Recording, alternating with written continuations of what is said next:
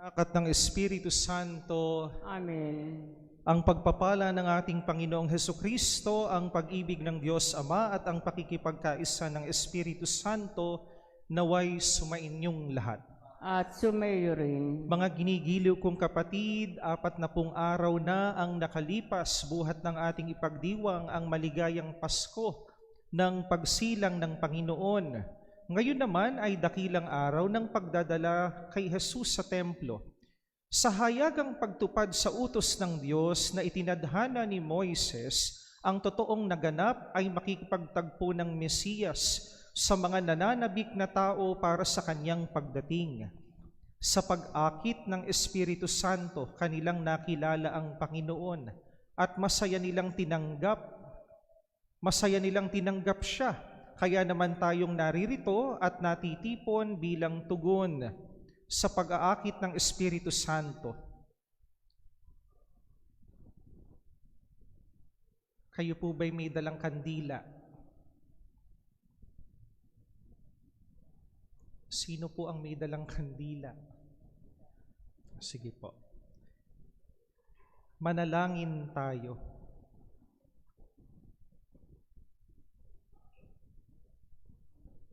Ama naming makapangyarihan, ikaw ang pinanggagalingan ng lahat ng kaliwanagan. Ang liwanag na nagtatanglaw sa lahat ng mga bansa ay iyong ipinakita ngayon sa banal na si Simeon.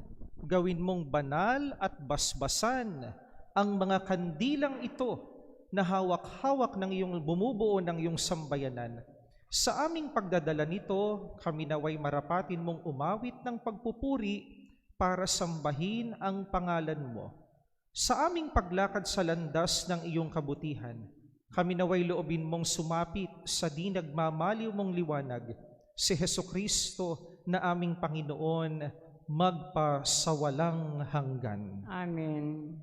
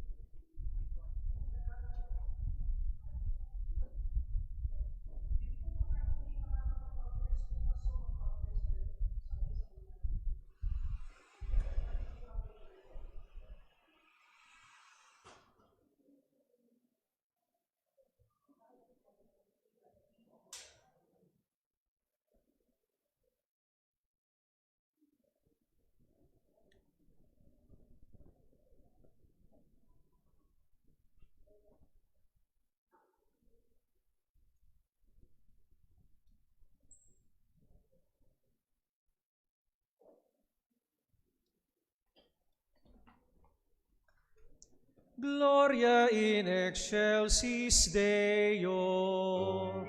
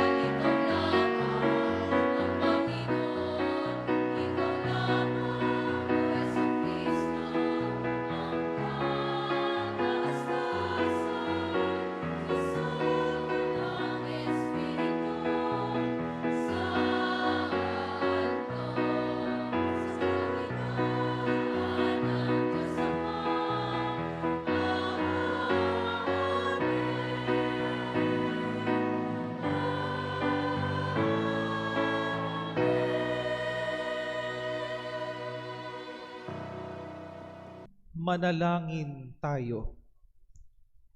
Ama naming makapangyarihan, iniluluhog namin sa iyong dakilang kamahalan na katulad ng iyong anak na naging hindi naiiba sa mga tao at ngayoy dinala sa iyong banal na templo, kami rin naway maging dalisay at marapat dalhin sa banal na tahanan mong sa pagtitipong ito. Sa pamamagitan ni Hesukristo, kasama ng Espiritu Santo, magpasawalang hanggan. Amen.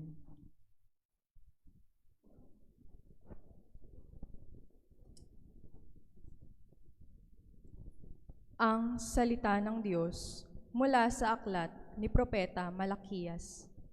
Ito ang sinasabi ng Panginoong Diyos. Ipadadala ko ang aking sugo upang ihanda ang daraanan ko, at ang Panginoon na inyong hinahanap ay biglang darating sa kanyang templo. Darating ang pinakahihintay ninyong sugo at ipapahayag ang aking tipan. Ngunit sino ang makatatagal pagdating ng araw na iyon? Sino ang makahaharap pag siya'y napakita na? Siya'y parang apoy na nagpapadalisay sa bakal at parang matapang na sabon. Darating siya para humatol at dadalisayin niya ang mga saserdote, tulad ng pagdalisay sa pilak at ginto. Sa gayon, magiging karapat-dapat silang maghandog sa Panginoon, at ang mga handog na dadalhin ng mga taga-Huda at Jerusalem ay magiging kalugod-lugod sa Kanya, tulad ng dati. Ang salita ng Diyos. Salamat sa Diyos.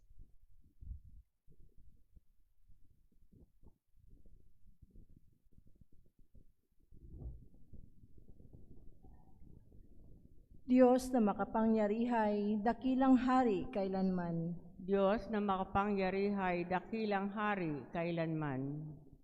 Ang pintuang luma ay buksan ng lubos, ang dakilang hari ay doon papasok.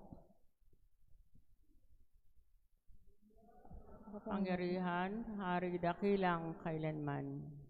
Ang dakilang haring ito ay sino ba? Siya ay ang poon, dakilang talaga.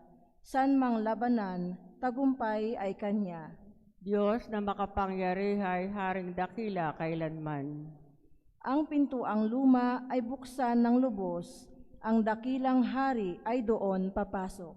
Diyos na makapangyarihay, haring dakila kailanman. Ang dakilang hari, sino bang talaga? Makapangyarihang Diyos at hari siya. Diyos na makapangyarihay, haring dakila kailanman.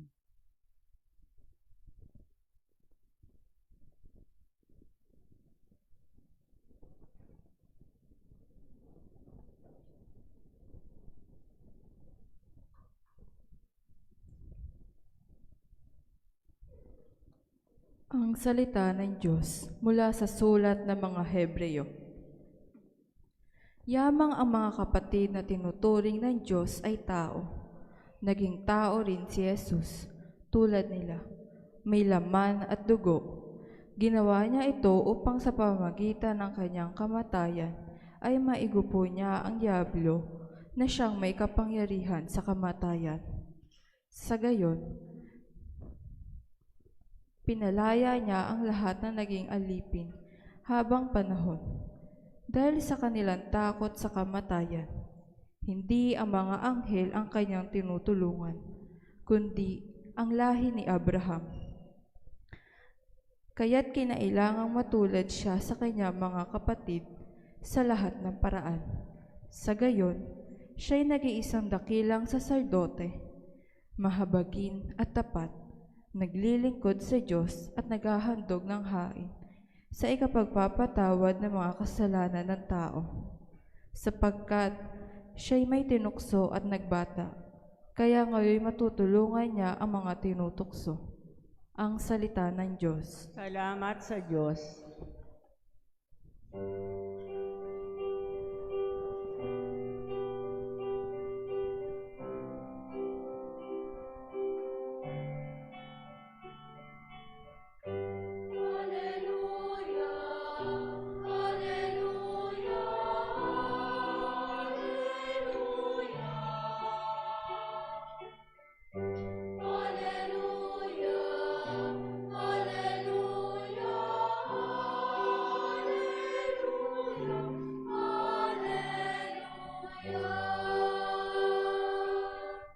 para sa lahat ng bansa, liwanag na nagmumula sa bayan mong dinakila.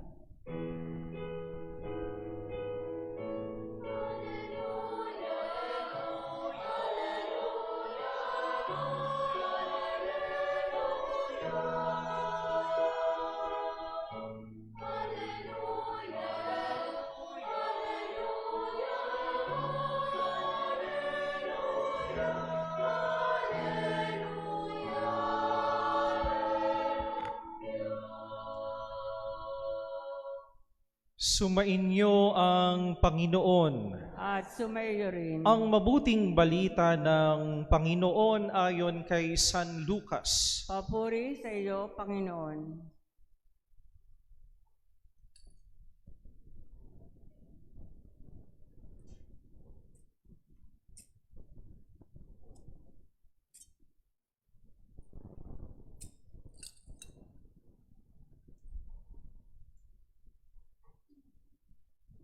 Nang dumating ang araw ng paglilinis sa kanila, ayon sa kautusan ni Moises, si Jesus ay dinala ng kanyang mga magulang sa Jerusalem upang iharap sa Panginoon, sapagkat ayon sa kautusan, ang bawat panganay na lalaki ay nakatalaga sa Panginoon, at naghandog sila ayon sa hinihingi ng kautusan ng Panginoon, mag-asawang bato-bato o dalawang inakay na kalapati.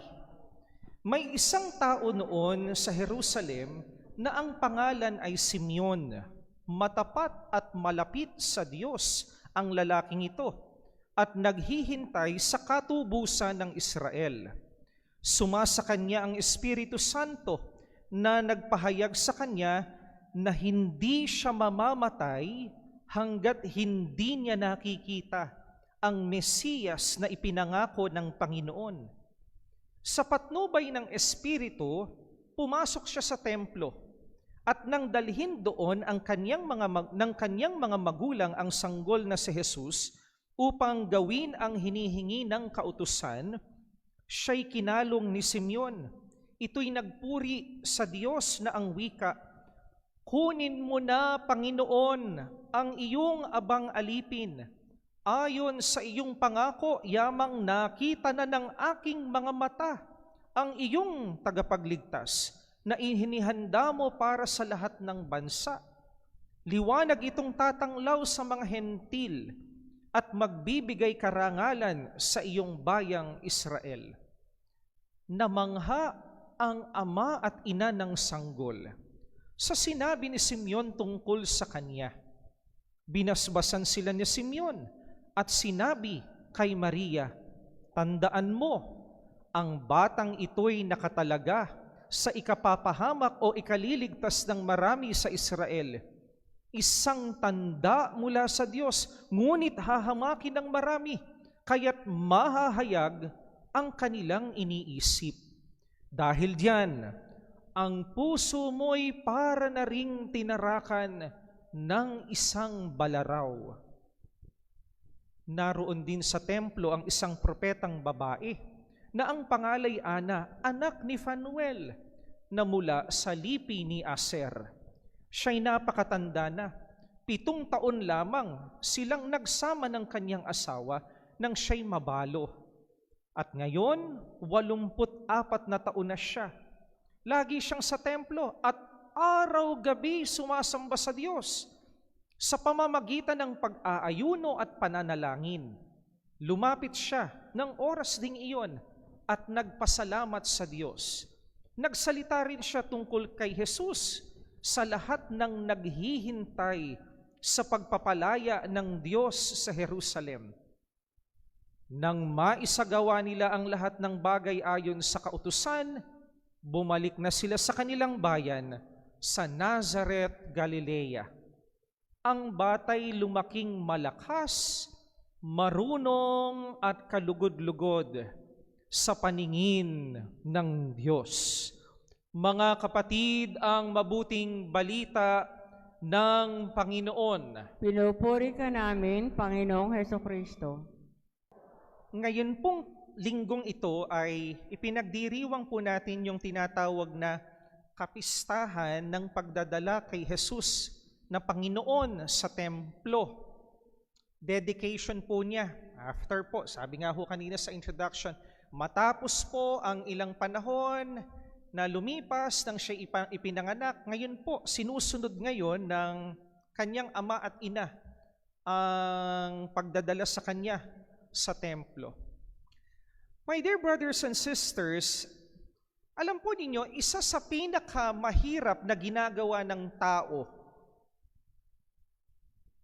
may naiisip po ba kayong idea pagka sinabi nating mga mahihirap na ginagawa ng tao? Kasi minsan pagka nagtanong ako, anong mga mahihirap gawin ng tao? Sabi nila, magtrabaho po. Napakahirap hong magtrabaho. Yun ho ang madalas sa sinasabi. Talaga naman ho, wala naman hong madaling trabaho. Akala nyo ho ba ang pagpapari madali? Hindi rin ho madali ang maging pari. Yun pa hong nagtatrabaho ng araw-gabi. O meron sa araw, meron sa gabi, mga kapatid. Pero alam po ninyo, isa sa mga bagay na mahirap para sa tao, pakinggan po ninyong mabuti, yung mag-intay. Amen? Yung mag-intay, yung mag-wait. And I'm very sure, ang ilan po sa inyo, o karamihan po sa inyo mga kapatid, nakaka-relate dito. Halimbawa na nga lang ho, doon sa mga magkasintahan na iniintay kung sasagutin at hindi. Noong babae yung babae yung lalaki, kailan mo ba ako sasagutin? Kailan mo ba ibibigay yung oo? Kailan ba tayo magiging mag-on? Ayan. Hirap na hirap ang tao sa pag-iintay. Kasi bakit? Ano ba ang meron sa pag-iintay, mga kapatid? What is the dynamic? What is the dynamics, or what are the dynamics rather, of waiting? Ang ibig sabihin po kasi, mga kapatid, ng nag-iintay, walang kasiguraduhan kung kailan, saan, paano, sino, bakit. Ang isang pangyayari, ang isang bagay. At sa ating mga tao, pagka tayo'y nag-iintay, ang numero unong nararamdaman natin, naiinip. Di ho ba? Yun nga lang, nag-iintay kayo ng parcel Di ho ba? Nag-iintay kayo ng mga order ninyo sa Shopee, sa Lazada, inip na inip kayo Naku, kailan kaya darating yung in-order ko? Ang sabi daw sa akin na raw, within the area na daw yung rider. Bakit ngayon? Sinabi na parating na, pero tayo inip na inip pa rin. Mga kapatid, hindi ho ba? Ano ho ba ang mga ikinaiinipan nating mga bagay? Kasagutan sa ating mga panalangin. Amen? Pagka tayo may hinihiling sa Diyos, Panginoon, kailan ho ba namin matatamo? Kailan ko ho ba matatanggap ang kasagutan ninyo sa aking mga panalangin? Araw-araw nating sinasabi, nakakainip, napakahirap mag-intay. Kasi hindi kasi sa atin sinabi, mga kapatid, kailan? Hindi sinabi sa atin, kailan, saan, paano? Sa pag-iintay, mga kapatid, tayo'y nag-iintay, tayo'y nag-aabang. That's the only thing that we can do. Mag-abang. Mga kapatid, sa Ebanghelyo, maliban kay Jesus, kay Maria at kay Jose, na binanggit sa Ebanghelyo, mayroon hong dalawa na mga main characters sa Ebanghelyo na binanggit, na kung pag-iintay at pag-aabang lang naman ang pag-uusapan at pagninilayan, ay number one ho sila. Sino ho yung dalawa na ito? Si Simeon at si Ana. Yung dalawang karakter sa Biblia o sa Ebanghelyo na ating binasa, na naghihintay sa pagdating ng tagapagligtas. Sa sobrang excitement, mga kapatid, ni Simeon, pagkakita niya sa sanggol, kinalong niya. Sa paglalarawan ni San Lucas, kinalong niya. At ano ang kanyang pagkakasabi? Sa sobrang excitement niya, mga kapatid, alam po ninyo, nabanggit niya tuloy, Panginoong Diyos, maaari niyo na ho akong kuhanin. Maaari na po akong mamatay. Kasi bakit? Dahil nakita ko na ang kaligtasan na inyong ibinigay, ang sanggol na ito. Kasi ano ho ang paglalarawan sa kanya? Sinasabi ho kasi na hindi siya mamamatay hanggat hindi niya nakikita ang Mesiyas. Kaya nung pagkakita niya sa sanggol, Panginoon, pwede na ho akong mamatay. Pwede niyo na hong kuhanin ang inyong alipin dahil nakita ko na ang inyong kaligtasan. Mga kapatid, itong dalawa na ito'y tumanda at tumanda sa kaiintay ng tagapagligtas. But they are not just only merely waiting or ordinarily waiting, but actively waiting. And you listen to that word, actively waiting. Kasi bakit mga kapatid? Saan ba sila nag-iintay? Nag-iintay ba sila sa bukid? Nag-iintay ba sila sa bahay? Nag-iintay ba sila sa daanan, sa palengke, sa merkado? Saan sila natagpuang nag-iintay? Sa loob ng... Saan? Loob ng templo. At ano ang sinasabing paglalarawan kay Ana? Araw-gabi ay nagpupurit dumadalangin sa paraan ng pagdarasal at pag-aayuno na naghihintay saan? Sa tagapagligtas. My dear brothers and sisters, ano po ang lesson sa atin at saan tayo inaaya ng kapistahang ito? Saan tayo inaaya ng mga pagbasa natin? Kailangan po nating maintindihan mga kapatid na sa ating mga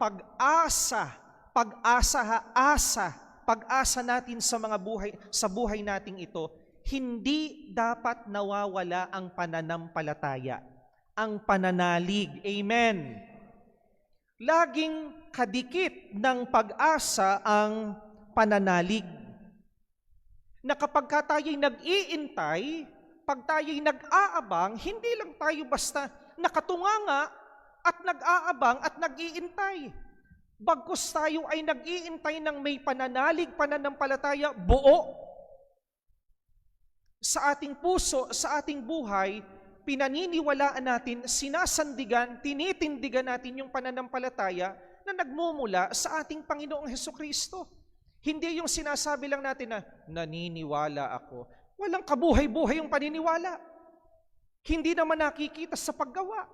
Hindi nakikita sa pagsasabi, sa pagsasalita, at kung nasaan tayo.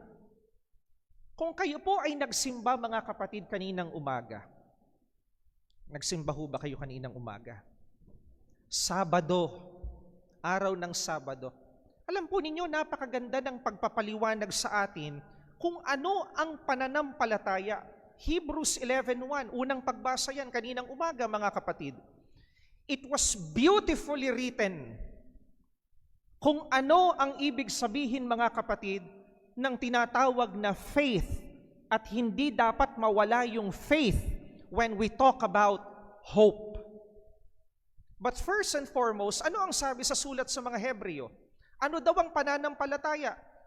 It was beautifully written, mga kapatid, sa English.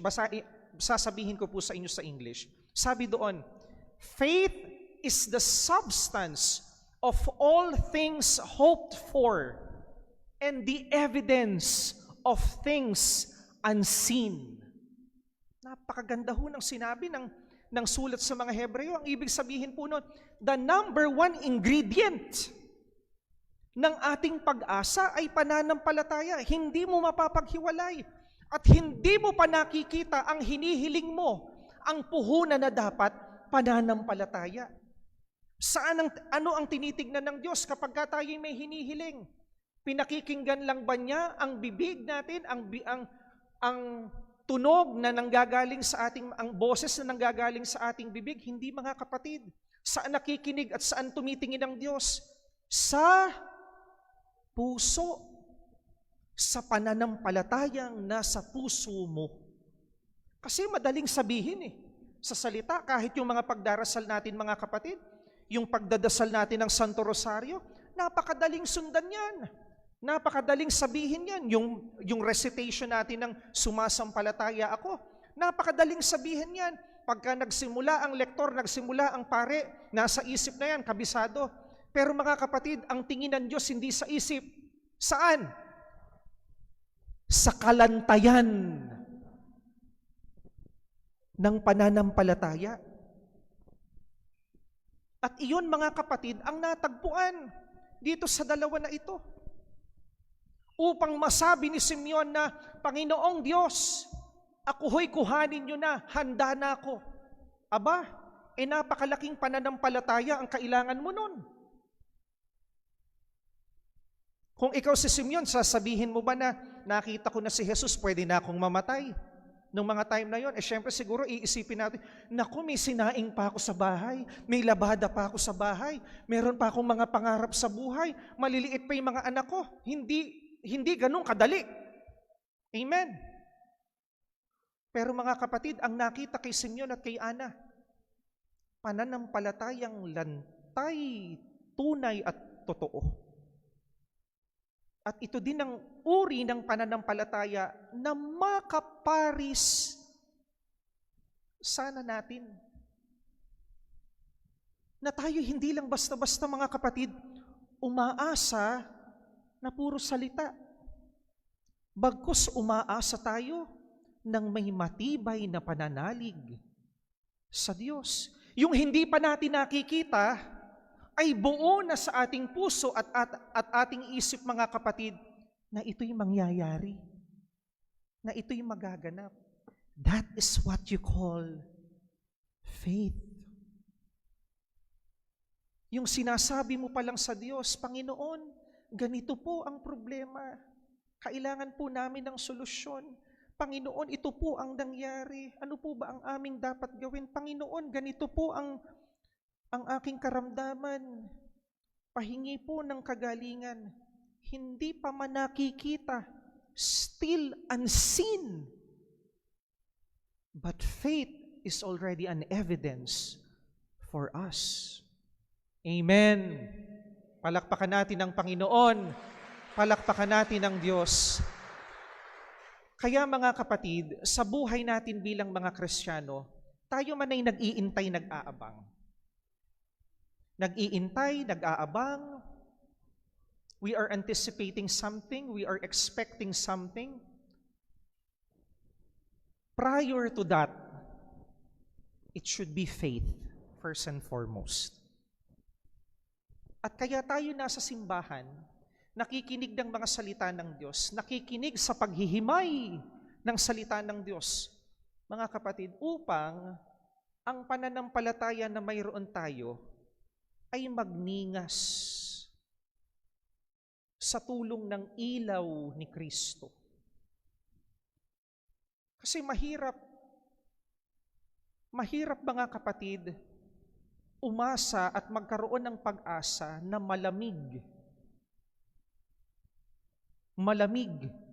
nanlalamig ang buhay pananampalataya.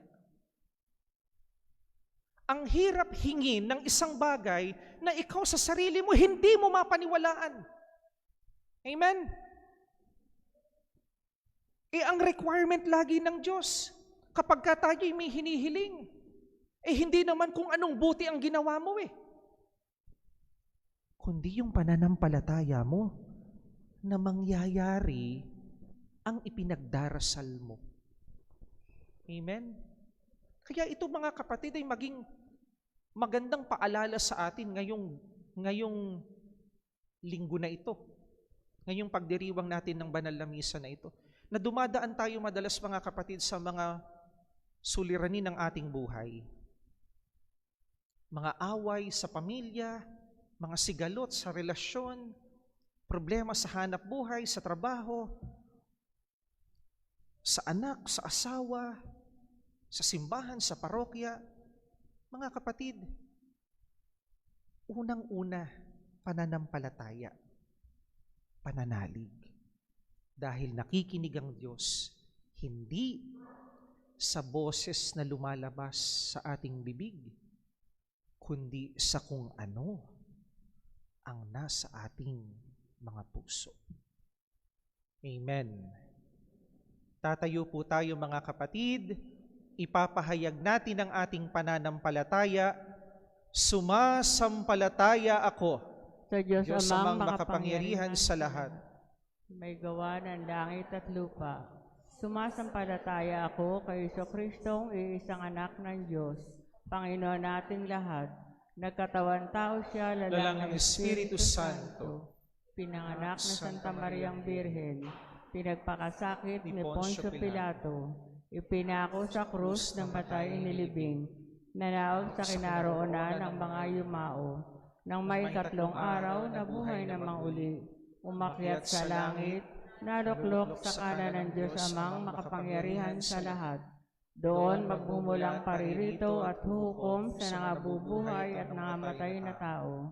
sumasampalataya naman ako sa Diyos Espiritu Santo, sa banal na simbahang katolika, sa kasamahan ng mga banal, sa kapatawaran ng mga kasalanan, sa pagkabuhay na magmuli ng mga namatay na tao, at sa buhay na walang hanggan. Amen. Mga kapatid, hilingin natin sa Amang may kapal na puspusin tayo ng pananabik sa pakikipagtagpo kay Kristo, ating isamo. Panginoon, tanglawan kami ng iyong liwanag. Panginoon, tanglawan kami ng iyong liwanag.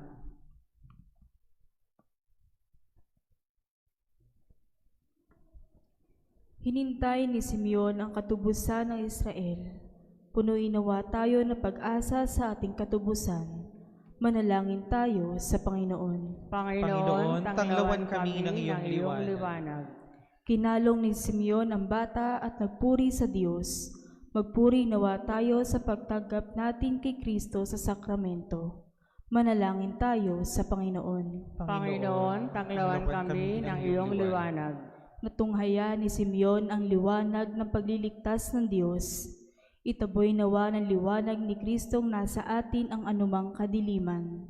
Manalangin tayo sa Panginoon. Panginoon, tanglawan kami ng iyong liwanag. Nagalak sina Simeon at Ana sa pagkatunghay kay Jesus. Manatili nawa sa puso ng mga pagtalaga sa Diyos ang kagalakan at maging halimbawa sila ng pagpapahalaga sa buhay. Manalangin tayo sa Panginoon. Panginoon, tanglawan kami ng iyong liwanag. Hiniling ni Simeon na siya'y kunin ng Panginoon. Naway makasama ni Simeon ang mga yumaong nanabig sa Panginoon. Manalangin tayo sa Panginoon. Panginoon, tanglawan kami ng iyong liwanag. Sa katahimikan ng ating puso at isip, mga kapatid, sabihin natin sa Diyos ang ating mga pag-asa, ang ating mga panalangin, ang ating mga pagsusumamo. May pananampalataya nating hingin ang lahat ng ito sa Diyos Amang makapangyarihan sa lahat.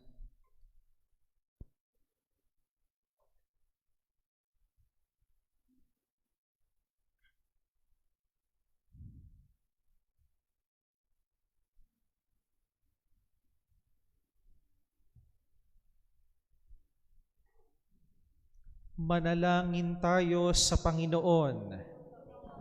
Tanglawan kami ng iyong liwanag. Amang maawain, dinggin ang aming panalangin. Sinagan mo kami ng iyong liwanag upang mapawi ang kadiliman. Sa pamamagitan ni Jesucristong aming Panginoon, magpasawalang hanggan. Amen.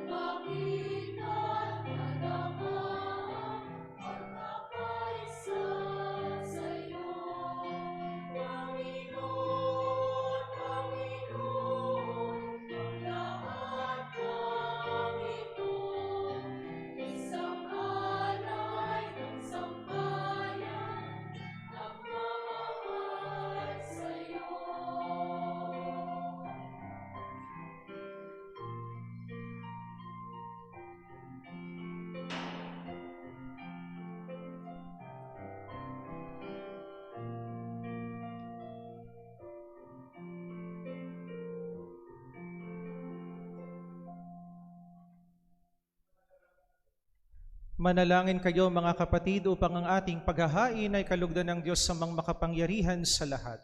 Tanggapin nawa ng Panginoon itong paghahain sa iyong mga kamay, sa kapurihan niya at karangalan, sa ating kapakinabangan at sa buong sambayanan niyang banal. Ama naming lumikha, naway maging kalugod-lugod sa iyo ang paghahaing ito ng iyong nagagalak na sambayanan.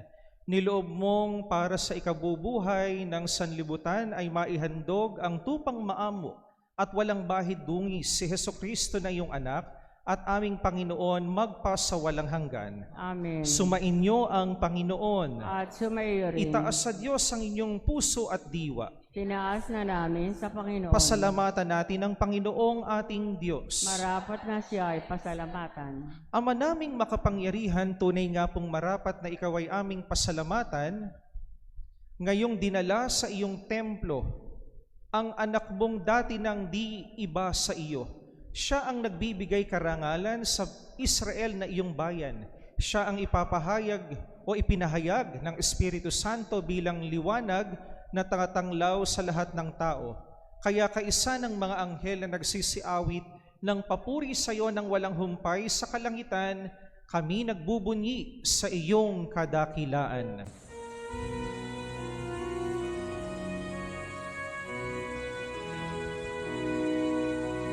Santo, Santo, Santo, Panginoong Diyos ng mga hukbo, napupuno ang langit at lupa ng kadakilan mo.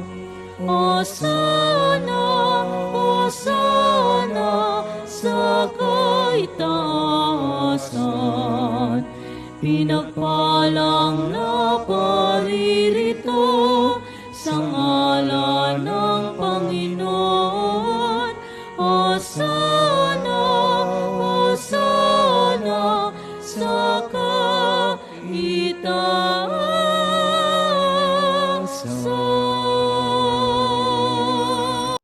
Ama naming banal, ikaw ang bukal ng tanang kabanalan.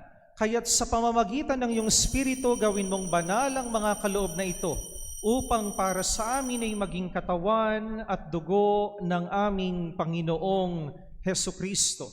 Bago niya pinagtiis ang kusang loob na maging handog, hinawakan niya ang tinapay, pinasalamatan kanya, pinaghati-hati niya iyon, iniabot sa kanyang mga alagad at sinabi, tanggapin ninyong lahat ito at kanin. Ito ang aking katawan na ihahandog para sa inyo.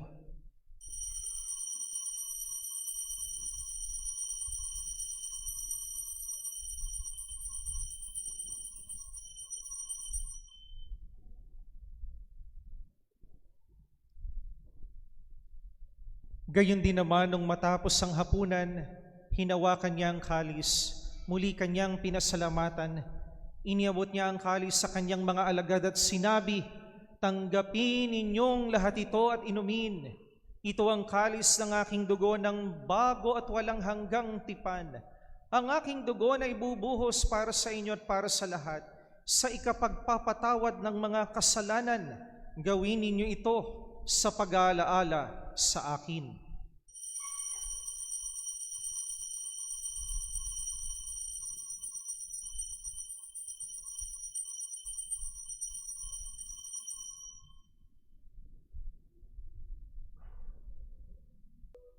Ama, ginagawa namin ngayon ang pag-aalaala sa pagkamatay at muling pagkabuhay ng iyong anak. Kaya't iniaalay namin sa iyo ang tinapay na nagbibigay buhay at ang kalis na nagkakaloob ng kaligtasan. Kami nagpapasalamat dahil kami yung minarapat na tumayo sa harap mo para maglingkod sa iyo. Isinasamo namin kami magsasalo-salo sa katawan at dugo ni Kristo ay mabuklod sa pagkakaisa sa pamamagitan ng Espiritu Santo. Ama, lingapin mo po ang iyong simbahang laganap sa buong daigdig. Puspusin mo kami sa pag-ibig. Kaisa ni Francisco na aming Santo Papa at ni Dennis na aming Obispo at ng Tanang Kaparian. Alalahanin mo rin po ang mga kapatid naming nahimlay na may pag-asang sila'y muling mabubuhay, gayon din ang lahat ng mga pumanaw. Kaawaan mo sila't patuloyin sa iyong kaliwanagan. Kaawaan mo't pagindapatin kaming lahat na makasalo sa iyong buhay na walang wakas. Kaisa ng mahal na Birheng Maria na Ina ng Diyos, ni San Jose na kabiyak ng kanyang puso, kaisa ng mga apostol at lahat ng mga banal na namuhay dito sa daigdig ng kalugod-lugod sa iyo. Maipagdiwang nawa namin ang pagpupuri sa ikararangal mo sa pamamagitan ng iyong anak na aming Panginoong Hesu Kristo. Sa pamamagitan ni Kristo, kasama niya at sa Kanya, ang lahat ng parangal at papuri ay sa iyo, Diyos amang makapangyarihan, kasama ng Espiritu Santo, magpasawalang hanggan.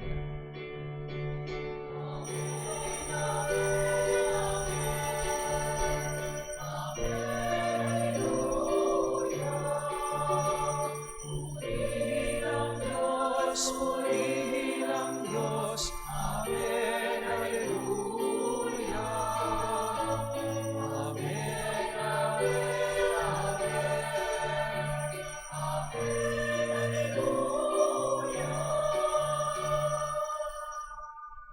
Sa tagubili ng mga nakagagaling na utos at turo ni Jesus na Panginoon natin at Diyos, ipahayag natin ng lakas loob.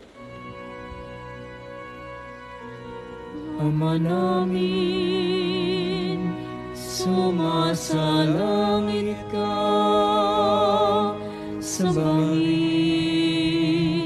ang ngalan mo,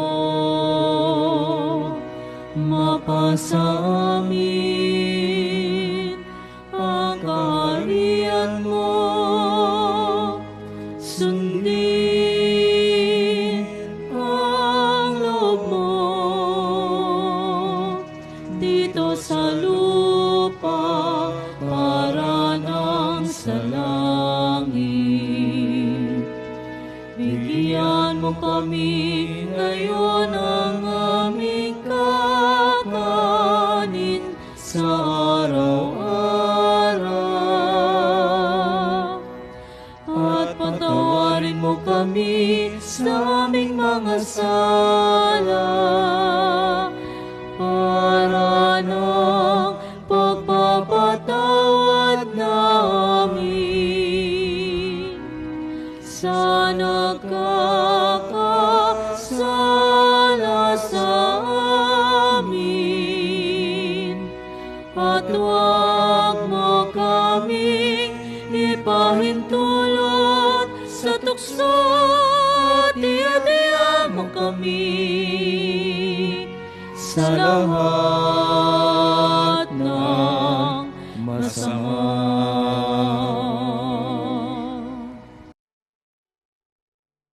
Hinihiling po namin kami iadya sa lahat ng masama, pagkalooban ng kapayapaan araw-araw, iligtas sa kasalanan, ilayo sa lahat ng kapahamakan, samantalang aming pinananabikan ng dakilang araw ng pagpapahayag ng tagapagligtas naming si Hesu Kristo.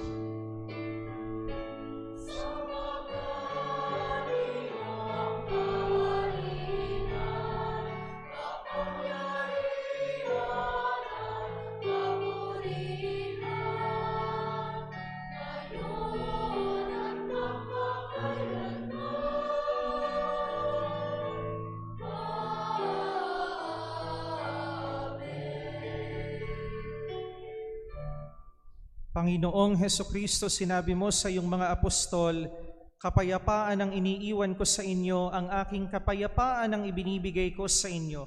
Tunghayan mo po ang aming pananampalataya at huwag ang aming mga pagkakasala. Pagkalooban mo po kami ng kapayapaan at pagkakaisa ayon sa iyong kalooban, kasama ng Espiritu Santo magpasawalang hanggan. Amen. Ang kapayapaan ng Panginoon ay laging sumainyo. At sumaiyo rin. Mga kapatid, magbigayan po kayo ng kapayapaan sa isa't isa. Peace.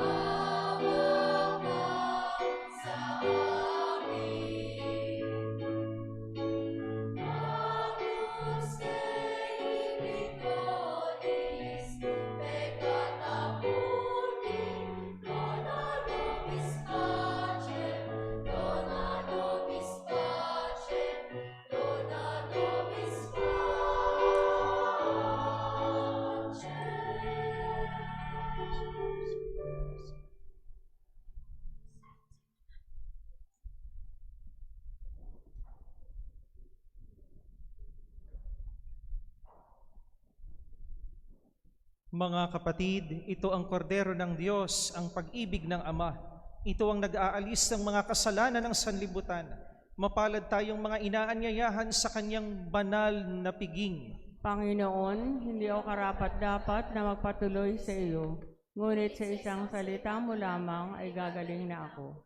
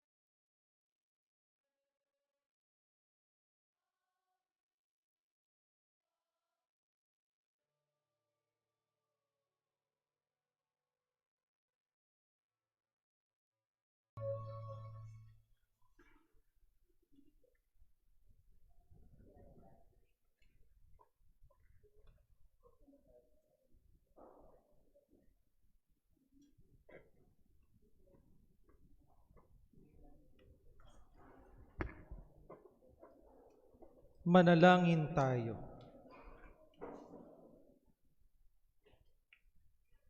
Ama naming mapagmahal, sa pagtanggap namin ng pakikinabang naway mapasa aming lubusan ng iyong kagandahang loob, na kinamtang ganap ni Simeon noong natupad ang kanyang inaasam na huwag munang mamatay hanggang hindi nakikita ang Mesiyas. Marapatin mo ring aming makamtan ang walang maliw na buhay sa pagtahak namin sa landas ng pakikipagtagpo sa aming Panginoong Hesukristo ngayon at magpasawalang hanggan. Amen. Sumainyo ang Panginoon. At sumayo rin. At pagpalain po kayong lahat ng makapangyarihang Diyos, Ama at ng Anak at ng Espiritu Santo. Amen. Mga kapatid, tapos na po ang ating pagdiriwang ng banal na misa. Humayo po kayong palagi sa pag-ibig, kapayapaan at pag-asa ng ating Panginoong Hesukristo. Salamat sa Diyos.